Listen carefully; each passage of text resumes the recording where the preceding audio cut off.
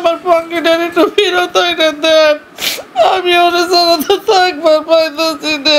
আমি প্রথম দিকে বিড়াল অনেক ভয় পাইতাম, কিন্তু ওকে নিয়ে আসার পরে 2-3 দিন পর আমার ভয়টা কেটে গেল। আমি ঈদের পরে আসলে ঢাকা যাব ডাক্তার দেখানোর জন্য। তো 11 তারিখ দিন যায় রাতে আমাদের বাসে টিকিট ছিল 1টার বাস।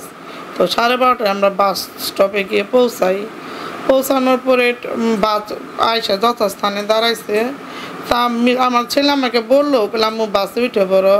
আমাকে আরও 30 মিনিটের মতো আছে, এখন উঠলে তো পঙ্কিরে গরম লাগবো, ও তো কোনো দিন বাসে যাতায়াত করে নাই। পরে বললাম 10-15 মিনিট দাঁড়াই তারপরে উঠি।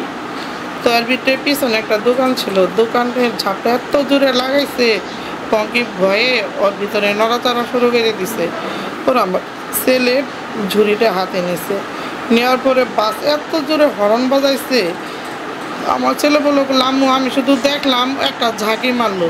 বলে আমি তাকানো, আর ও ঝুড়ি থেকে বের হয়ে লাফ দিল। লাফ দেওয়ার পরেই তো মানে ঝুড়ি রেখে আমার ছেলেও চিল্লাই ওর পিছে দৌড়। আমরাও তো ব্যাগ সেট ফালাই দিয়ে ওর পিছে দৌড়াই গেছি, কিন্তু ওকে আর আমি আমার কাছে পাইনি। রাত 1টা থেকে ভোর 4:30 পর্যন্ত আমি, আমার ছেলে, আমার রিলেটিভরা গেছিল ওই এলাকা তছনছ করে খুঁজছি, কোথাও পাইনি। 4:30টায় বাসায় আসছি, আইসে কাপড় চোপড় রাইখে আবার ভোর 5:30টায় গেছি, যাই ওকে খুঁজছি 9টা পর্যন্ত পাইনি। আবার আইসে একটু রেস্ট নিয়ে আমি তো অসুস্থ হয়ে পড়ছি, আবার 10টা বাজে গেছি, 3:30 পর্যন্ত আমার ছেলে খুঁজছে। আমার প্রেশার উঠে গেছে, পরে আমার বোন আমাকে নিয়ে চলে আসছে। এসএমসি ওটসালাই এলো আরো উন্নত নতুন প্যাকে, জীবন বাঁচায়, জীবনকে এগিয়ে নিয়ে যায়। পঙ্কি যে আসলে ভাই আমাদের জন্য কি, এটা আসলে আমরা কাউকে বুঝাইতে পারতাছি না। অনেকে ভাবে যে এটা শুধু বিড়াল, কিন্তু ও আসলে আমাদের বিড়াল না, ও আমাদের একটা অনেক বড় ইমোশনের জায়গা। ও আর ওর বোন আমরা একসাথে কিনি। আমি মেয়েটাকে রেখে তার আমার ভাইকে, ছেলেটাকে দেই। আসলে মানে যখনই আমি বাসায় আসতাম, ও আমার নীরবের সাথে থাকতোই না, সারাক্ষণ আমার সাথে। আমি যেখানে যেতাম পিছে পিছে দৌড়াইতো।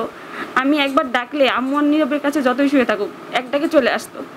মানে আমি যখনই আসতাম ওর জন্য ভালো ট্রিট, ক্যান ফুড, যেহেতু গেলে জামালপুরে পাওয়া যায় না, ঢাকা থেকে সবসময় নিয়ে আসতাম। তো আমি যখন আসতাম ও আমার ব্যাগের দিকে তাকায় থাকতো। ওরে আমরা অনেক আদরের সাথে বড় করি। আমি স্কুল থেকে আসলে আমার সাথে খেলতো, আমাকে ড্রেস খোলার সময় ড্রেস খুলতে দিত না, সবসময় খেলতে চাইতো। ওইবার আমি সময় দিতে পারতাম না পড়াশোনার জন্য।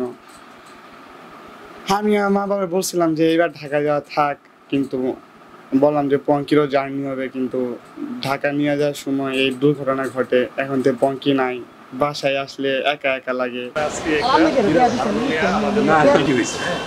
যদি মূলত যদি পশুর যদি এরকম হয়তো বা তৎপরিত হয় না, কিন্তু যেহেতু ওনার রাশিয়ান একটা বিড়াল হারানো গিয়েছে, আমরা বিড়ালটা অবশ্যই খোঁজাখুঁজি করতেছি, খোঁজাখুঁজি অব্যাহত আছে, আমরা এটা প্রক্রিয়াধীন আছে।